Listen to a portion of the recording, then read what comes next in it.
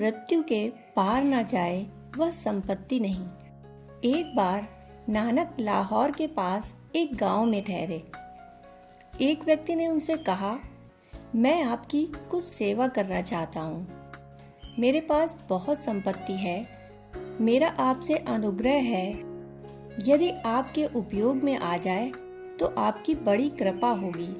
नानक कई बार उसे टालते रहे, परंतु एक बार रात्रि को जब उसने फिर अपनी प्रार्थना दोहराई तो उन्होंने उस व्यक्ति को एक कपड़े सीने की सुई दे दी। कपड़े सीने की सुई देकर कहा, इसे रख लो और जब हम दोनों मर जाएं तो इसे वापस लौटा देना। वह आदमी कुछ चौंका। उसके मन में आया, क्या नानक का दिमाग खराब है? उसने सोचा कि इतने लोगों के सामने कैसी असंगत और व्यर्थ की बात कहते हैं। इस सुई को मृत्यु के बाद वापस कैसे लौटाया जा सकेगा? परंतु सबके सामने कुछ कहना संभव न हुआ। फिर उसी ने तो बार बार उनसे आकांक्षा की थी कि कोई सेवा हो तो बता दें, और फिर उन्होंने जो सेवा दी है उसे एकदम से अस्वीकार करते नहीं बना।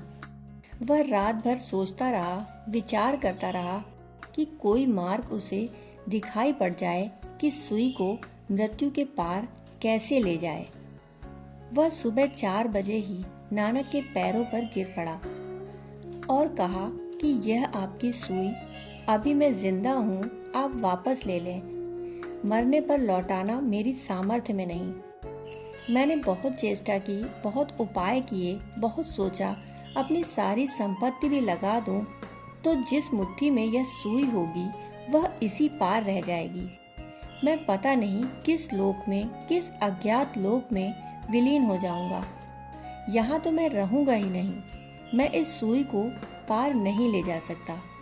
तब नानक ने कहा, फिर मैं तुझसे एक बात पूछूं? तेरे पास क्या है जिसे तू पार ले जा सकता है? उस व्यक्ति ने कहा, मैंने तो कभी सोचा ही नहीं, परंतु अब देखता हूँ तो दिखाई नहीं पड़ता कि मेरे पास कुछ भी है जिसे मैं पार ले जा सकता हूँ। नानक ने कहा, जो मृत्यु के पार न जा सके वह संपत्ति नहीं। जो मृत्यु के इस पार रह जाए वह विपत्ति तो हो सकती है, परंतु संपत्ति नहीं हो सकती। सभी धार्मिक पुरुष भी संपत्ति को कमाते हैं। हम भी संपत्ति को कमाते हैं, परंतु हम उस संपत्ति को कमाते हैं जो मृत्यु के इस पार होगी। परंतु वे उस संपत्ति को कमाते हैं जिसे मृत्यु की लपटें भी नष्ट न कर सकेंगी, जो मृत्यु की लपटों के भी पार निकल जाएगी। इस संसार में अज्ञानियों ने त्याग किया, ज्ञानियों ने त्याग नहीं किया। उनसे चीजें छूट गईं। जैसे पके पत्ते वृक्ष से गिर जाते हैं, वैसे ही जैसे हम कचरे को बाहर फेंक आते हैं और पुनः उसकी याद नहीं करते। एक बार एक गांव में एक साधु प्रवचन दे रहे थे। 2 दिन तक निरंतर वह एक ही बात कहते थे, मैंने लाखों रुपयों पर लात मार दी। किसी ने उनसे पूछा, आपने लात कब मारी थी? वे बोले, मुझे कुछ 20 वर्ष हो गए।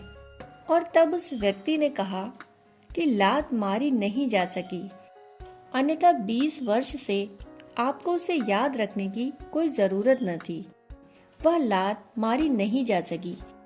20 वर्ष पहले लाखों रुपए आपके पास थे, यह अहंकार तृप्ति देता रहा होगा।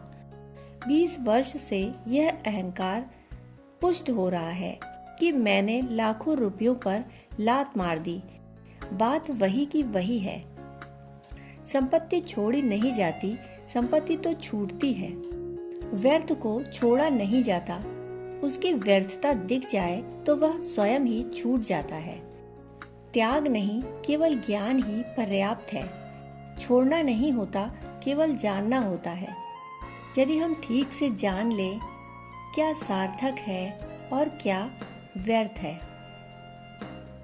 दोस्तों, कहानी सुनने के लिए आपका बहुत बहुत आभार।